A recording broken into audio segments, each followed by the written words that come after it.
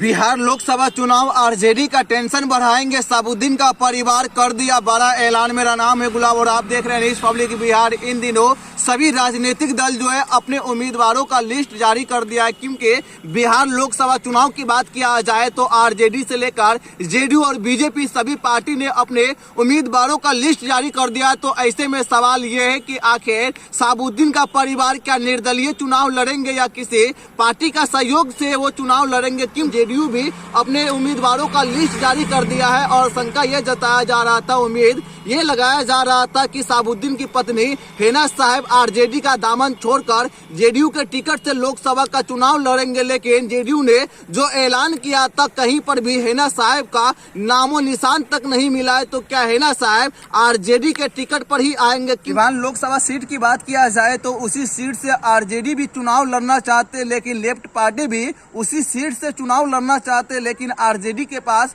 उम्मीदवार नहीं है। आरजेडी किसी तरह से हिना साहब को मनाने में लग गए। हिना साहब को चुनाव मैदान में आरजेडी के सिंबल से उतारने के तैयारी में लग गए, लेकिन हिना साहब का साफ तौर पे कहना था कि वो आरजेडी के सिंबल से सिवान लोकसभा सीट से वो चुनाव नहीं लड़ पाएंगे। वो निर्दलीय चुनाव लड़ेंगे या तो फिर किसी और पार्टी से वो चुनाव लड़ेंगे, लेकिन आरजेडी के पार्टी से वो चुनाव नहीं लड़ पाएंगे।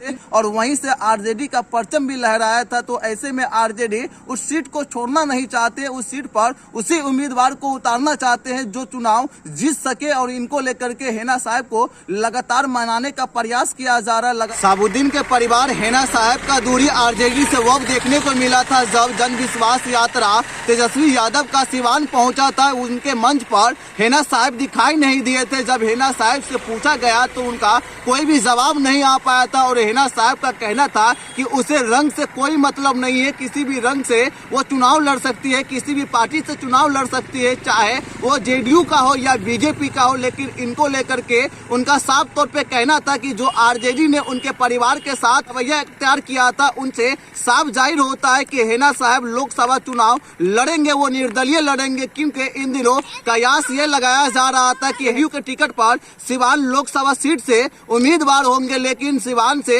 जब जेडीयू ने अपने उम्मीदवार का लिस्ट जारी कर दिया है तो हिना साहब का नाम कहीं पर दिखाई नहीं दे रहा था। तो एक तरफ आरजेडी ने भी अपने उम्मीदवारों का लिस्ट को जारी कर दिया है। सिवान के लोकसभा सीट पर साबुद्दीन का दबदबा था, क्या हिना साहब भी उस दबदबा को कायम कर पाएंगे? लोकसभा चुनाव की बात किया जाए तो बीजेपी से लेकर आरजेडी जेडीयू सभी अपने उम्मीदवारों का लिस्ट को जारी कर दिए है। कौन किस जिला से चुनाव लड़ेंगे इनको लेकर सूची भी तैयार कर दिया गया है। लेकिन सिवान को लेकर के न तो जेडीयू के तरफ से, न तो आरजेडी, न बीजेपी के तरफ से अपने उम्मीदवारों का लिस्ट को जारी किया गया है। तीन पार्टी में से कोई भी पार्टी अपने उम्मीदवार का लिस्ट जारी नहीं कर पाया। इस पर आप क्या सोचते हैं कमेंट बॉक्स में जरूर लिखिए। हमारे चैनल पे पहली बार आए तो न्यूज़ पब्लिक बिहार को यूट्यूब पे सब्सक्राइब कर ले, फेसबुक पेज पे देख रहे हैं तो फॉलो करना ना भूलिए।